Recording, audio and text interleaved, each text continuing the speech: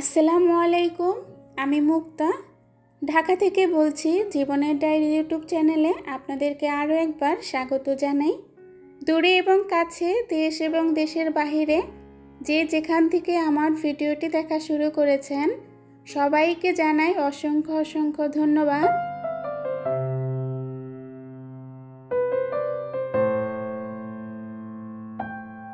কিছু টুকিটাকি বাজার গুছিয়ে নিচ্ছিলাম, তো মোস্তাকিমের বাবা গতকাল রাতে মার্কেট থেকে আসার টাইমে নিয়ে এসেছিল। আমার বাচ্চারা যেহেতু সবজি খায় না, টমেটো দিয়ে বেশিরভাগ তরকারিটা ভুনা করতে হয়, মাছ বা মাংস যেটাই হোক না কেন।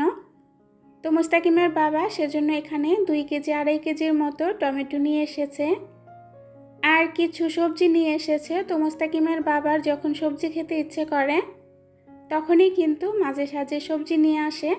আমারও যখন ইচ্ছে করে ফোন দিয়ে বলে দেই, তখন নিয়ে আসে।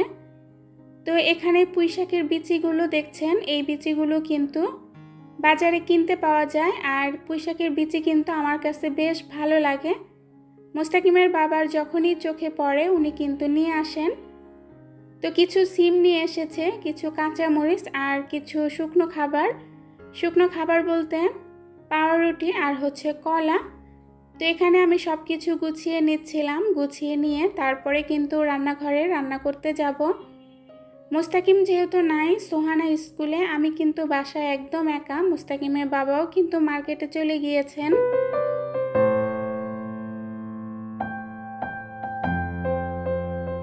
আমি কিন্তু বাসায় একদমই একা, মনের সুখে কাজ করছি আপনাদেরকে সাথে নিয়ে। আপনারাই তো সারাদিনের সঙ্গী আমার। আপনাদেরকে সাথে নিয়ে কাজ করতে আমার কিন্তু ভীষণ ভালো লাগে। একদমই একা একা মনে হয় না, যেহেতু আপনারা আমার পাশে থাকেন। আপনাদের সাথে এই যে কাজগুলো শেয়ার করি, বকবক করি, সব কিছু মিলে আমার কিন্তু সময়টা বেশ ভালোই কাটে। তো কথার মাঝে কিন্তু আমি সব কাটাকাটি করে একদম ধুয়ে রান্নাঘরে চলে এসেছি। এখানে সিম আলু কেটে নিয়েছি, একটু পাঙ্গাস মাছের মাথা দিয়ে সবজি দিয়ে রান্না করব, যেহেতু আমি পাঙ্গাস মাছটা খাই না। তো পুঁইশাকের দানাটা ভাজি করব, পুঁইশাকের যে বিচি সেটা ভাজি করব, আর সাথে লাল মুরগির কিছুটা মাংস ছিল, সেই সাথে লাল মুরগির যে চামড়া সেটা ছিল, সেটাও কিন্তু ফ্রিজ থেকে নামিয়ে আমি বেছে নিয়েছি। তো অফ ক্যামেরায় কিন্তু অনেক কাজ করেছি, সেগুলো ক্যামেরা বন্দি করা হয় নাই। তো ক্যামেরা বন্দি করতে গেলে কিন্তু অনেকটা সময় লেগে যাবে।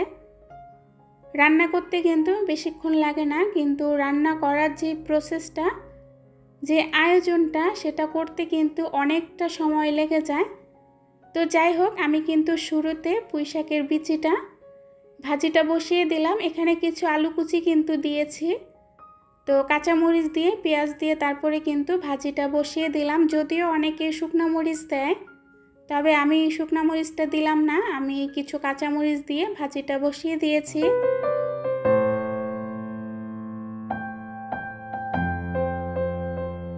আমার একটা ভিডিওতে আমি একটা কথা বলেছিলাম, আমার সেই কথাটা আমার প্রিয় আপুর অনেক বেশি পছন্দ করেছিলেন। আমি কথাটা বলেছিলাম যে আমরা কিন্তু কেউ হিসাবি না, সময় এবং পরিস্থিতি আমাদেরকে হিসাবি হতে বাধ্য করছে। আসলে জিনিসপত্রের এত দাম, আমরা কিন্তু হিসেবে হতে বাধ্য হচ্ছি, কারণ আমাদের যে আয়, আমাদের হাজব্যান্ডের যে ইনকাম, সেই ইনকামের চেয়ে কিন্তু খরচটা দ্বিগুণ হয়ে যায়। আমরা যারা ঢাকা শহরে বসবাস করি, আমরা কিন্তু মিডল ক্লাস ফ্যামিলি। আমাদের এই ফ্যামিলিতে বাচ্চাদেরকে লেখাপড়া করিয়ে, ঘর ভাড়া দিয়ে সংসার চালিয়ে কিন্তু প্রত্যেক মাসে একটা হিমশিম খেতে হয়, এবং মোটা অঙ্কের কিন্তু একটা অ্যামাউন্ট চলে যায়। সেখান থেকে যে আমরা কিছু কিছু করে টাকা জমাবো, সেটা কিন্তু জমাতে পারি না। তবে একেবারেই যে পারি না সেটা বললে কিন্তু ভুল হবে। আমরা ইচ্ছে করলে সেখান থেকে কিছু কিছু টাকা জমাতে পারি। একবারে যে বেশি জমাচ্ছি বা মোটা অঙ্কের টাকা জমিয়ে কোনো কিছু করতে পারছি সেটা কিন্তু না। কিছু কিছু টাকা জমিয়ে, যেমন ছোট ছোট শখ, বাচ্চাদের কোনো কিছু কেনাকাটা, সংসারের কোনো কিছু কেনাকাটা, নিজের জন্য কিছু কেনা, সেগুলো কিন্তু অনায়াসে করা যায়। সেখান থেকে আমরা জমিয়ে কিন্তু কিছু করতে পারি। মোটা অঙ্কের টাকা আমাদের পক্ষে জমানো সম্ভব না, আমরা যারা গৃহিণীরা আছি। রোজ কিন্তু বাচ্চাদেরকে নিয়ে স্কুলে যেতে হয়, আসতে হয়, সেখানে কিন্তু একটা খরচের ব্যাপার আছে। মেয়ে স্কুলে পড়ে, মেয়ের কিন্তু একটা খরচের ব্যাপার আছে। মেয়েকে কিন্তু টিফিনের একটা টাকা দিতে হয়। মোস্তাকিমকে নিয়ে স্কুলে যাই, সেখানে কিন্তু আমার একটা যাতায়াতের খরচ আছে। আবার মোস্তাকিমকে একটা কিছু খাবার কিনে দিতে হয়। সব কিছু কিন্তু হিসাব করলে হয় না, হিসাবের বাহিরেও কিন্তু অনেক কিছু খরচ হয়। তবে এক একটা ফ্যামিলিতে এক এক রকম খরচ। পরিবারের সদস্য হিসেবে খরচ, যাদের বাচ্চারা একদমই ছোট, লেখাপড়া করে না, তাদের খরচটা কিন্তু অন্যরকম। তবে আমরা যেহেতু বাচ্চা লেখাপড়া করাচ্ছি, বাচ্চাদের স্কুলে পাঠাচ্ছি, আমাদের খরচটা অন্যরকম। তবে আল্লাহর রহমতে এখন পর্যন্ত আটকে যায় নাই। আল্লাহ পাক খুব ভালোভাবে চালাচ্ছে, চলছি। আল্লাহর কাছে হাজার শুকরিয়া। বাকি জীবনটা যেন এভাবেই চলতে পারি, এর চেয়ে বেশি কিছুর দরকার নাই। সচ্ছলভাবে যেন চলে যেতে পারি, সচ্ছলভাবে যেন থাকতে পারি, এটাই সবসময় আল্লাহ পাকের কাছে চাওয়া। আসলে আমরা হিসাব নিয়ে অনেক কথা বলি, অনেকভাবে বলি, কিন্তু এভাবে হিসাব করে চললে অনেকটা সেভিংস করা যায়। তবে হিসাব করে চলে নিজেকে কষ্ট দিয়ে, বাচ্চাদেরকে কষ্ট দিয়ে কিন্তু কোনো কিছুই জমানো ঠিক না। হিসাব কখন করা উচিত? যখন আমাদের কোনো কিছুর প্রয়োজন নাই, সেই জিনিসটা কেনা, সেটা হচ্ছে বাড়তি খরচ, এবং সেই ক্ষেত্রে হিসাব করাটা আমার মনে হয় যে ঠিক। এই জিনিসটা আমার ঘরে প্রয়োজন নাই বা অপ্রয়োজনীয় জিনিসটা কেনা, সেটা একটা হিসাব করা ঠিক, সেই ক্ষেত্রে হিসাব ঠিক আছে। তবে নিজের যে জিনিসটা দরকার বা নিজের একটা জিনিস খেতে ইচ্ছে করলো, সেই জিনিসটা খাবারের টাইম একটা হিসাব, সেটা কিন্তু মোটেও ঠিক না। আমরা মানুষরা বাঁচবই কতদিন, আজ বাঁচলে কালকের কিন্তু ভরসা নাই। তো আমি আমার শখগুলো যখন যেটা মনে চায়, আমি সব যদি পূরণ নাও করতে পারি, কিছু কিছু করি আলহামদুলিল্লাহ। একবারে যে হিসাব করি আবার একবারে যে বেহিসাবি, তেমনটাও কিন্তু না। আমি আমার শখগুলোকে নিজের সাধ্যের মধ্যে রাখার চেষ্টা করি। আমি সব দিক দিয়ে হিসাব করলেও একটা দিক দিয়ে কিন্তু অনেকটাই বেহিসাবি, সেটা হচ্ছে খাবারের দিক দিয়ে। আমি খাবার প্রেমী মানুষ, আমি কিন্তু খেতে অনেক বেশি ভালোবাসি। আমি কিন্তু কখনো রান্না বাড়া, কোনো কিছু বাজার বা খাবার নিয়ে কখনো হিসাব করি না। আমি যেমন খাবার দিয়ে বেহিসাবি, আমার বাচ্চারাও কিন্তু খেতে অনেক বেশি পছন্দ করেন। আর আমি যখন যেটা বলি যে এটা আমার খেতে ইচ্ছে করছে বা এই জিনিসটা আনবা, মুস্তাকিমের বাবা কিন্তু তাৎক্ষণিক সেই জিনিসটা নিয়ে আসে বরাবরই। তো এইখান দিয়ে আমি অনেকটাই বেহিসাবি বলবো। তবে হিসাব কখন করি? যখন ঘরে একটা জিনিস কিনতে হবে, তো তখন সেই হিসাবটা করি। তখন চিন্তা করি এই জিনিসটা দিয়ে যেহেতু আমার চলছে, তাহলে অন্য একটা জিনিস কিনে আমার শুধু শুধু টাকা নষ্ট করে লাভ নাই। সেই টাকাটা দিয়ে যদি ব্যবসা করে, তাহলে কিন্তু আমার লাভ আছে, সেখান থেকে একটা বেনিফিট আসবে। তো সেদিক দিয়ে আমি অনেকটাই হিসাব করি। তবে খাবারের দিক দিয়ে আমি কখনোই হিসাবই না, কখনোই হিসাব করি না। খেতে আমিও ভালোবাসি, আমার পরিবারের অন্য সদস্যরাও অনেক বেশি খেতে ভালোবাসে। তো এটা আপনারা আমার ভিডিও দেখলেই বুঝতে পারবেন। পরপর ভিডিওগুলো যারা দেখে এসেছেন, তারাই বুঝতে পারবেন যে আমি কি কথাগুলো সত্য বলেছি নাকি মিথ্যা বলেছি।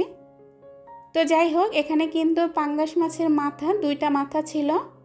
মা যে বাড়ি থেকে বড় একটা পাঙ্গাস পাঠিয়েছিল, সেটার মাথা আর মুস্তাকিমের বাবা নিয়ে এসেছিল সেই মাছটার মাথা। তো 2টা মাথা মিলিয়ে আমি কিছু সবজি দিয়ে রান্না করছি।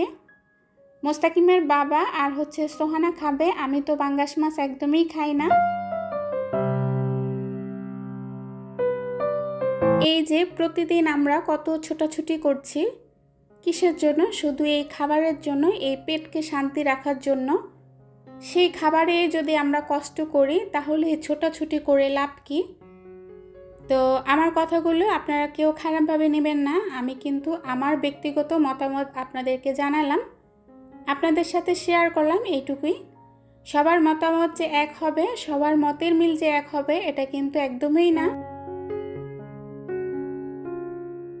এখানে কিন্তু তরকারিটা হয়ে গিয়েছে, আমি তরকারিটা এখন ঢেলে নিচ্ছিলাম।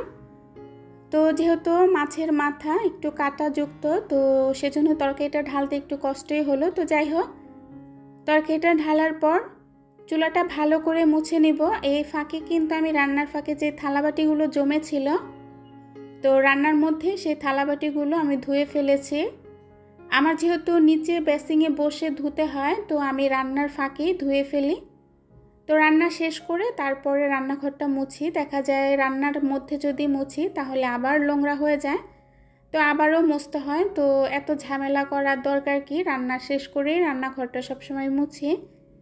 এই যে রান্নাঘরটা মুছে তারপরে কিন্তু রান্না বসিয়েছি, তারপরে কিন্তু রান্নাঘরটা অনেকটা নোংরা হয়ে গিয়েছে। অনেকে হয়তো ভাবছেন যে ভিডিওর টাইটেল থাম্বনেলটা দেখে ভিডিওটা ক্লিক করলাম, তবে কথাগুলো সেই পুরনো কথা তো আছে। ভিডিওর শেষে সেই কথাগুলো বলবো। আমি গত একটা ভিডিও দিয়েছিলাম টাকা জমানো নিয়ে, যে আইডিয়াগুলো শেয়ার করেছিলাম, আমার সেই ভিডিওটা কিন্তু অনেকেই পছন্দ করেছেন। অনেক সাধারণ ভিউয়ার সেখানে কমেন্ট করেছেন, অনেক কিছু জানতে চেয়েছেন, যদিও আমি তাদেরকে কমেন্টের মাধ্যমে জানিয়েছি। তো সেখান থেকে আমি আজকে ভিডিওটা তৈরি করেছি। কাজকর্ম শেষ করে তারপরে সেই কথাগুলো আপনাদের মাঝে বলবো বসে রিল্যাক্স হয়ে। তো এখানে কিন্তু রান্নাঘরটা ভালো করে মুছে নিলাম। রান্নাঘর মুছলে কিন্তু সংসারের যে কাজগুলো সেই কাজগুলো অনেকটাই হালকা হয়ে যায়। তো রান্নার পরে রান্নাঘর পরিষ্কার করলে অনেকটাই মনে শান্তি লাগে। আমারও বেশ ভালো লাগে রান্নাঘর যখন পরিষ্কার পরিচ্ছন্ন হয়ে যায়। তো রান্না শেষ করে এই যে রান্নাঘরটা সুন্দর করে একদম ক্লিন করে নিলাম। তো খাওয়া দাওয়া শেষ করে চলে আসলাম আপনাদের মাঝে বিকেলে।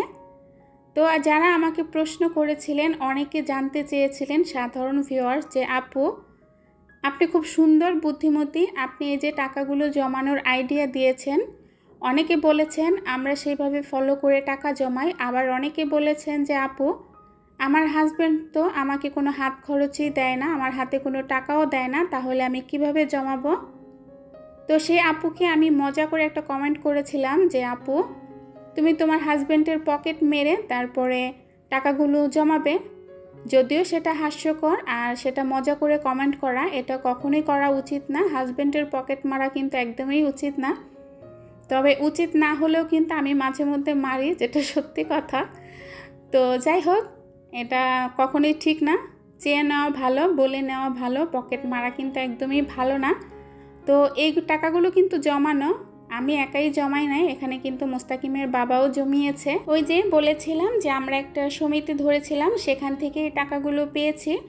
যদিও এখান থেকে অনেকগুলো টাকা খরচ হয়ে গিয়েছে, কিছু টাকা ছিল, সেটাই আপনাদের মাঝে শেয়ার করলাম। এই ভিডিওটা তৈরি করার একটাই উদ্দেশ্য যে আপুরা জানতে চেয়েছিলেন যে আপু কিভাবে টাকা জমাবো।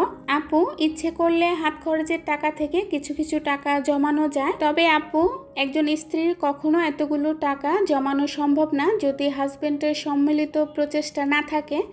আপনি আপনার হাজবেন্ডের সাথে সম্মিলিত হয়ে টাকা জমাবেন, দেখবেন একটা সময় আপনাদের বিপদে কাজে লাগবে।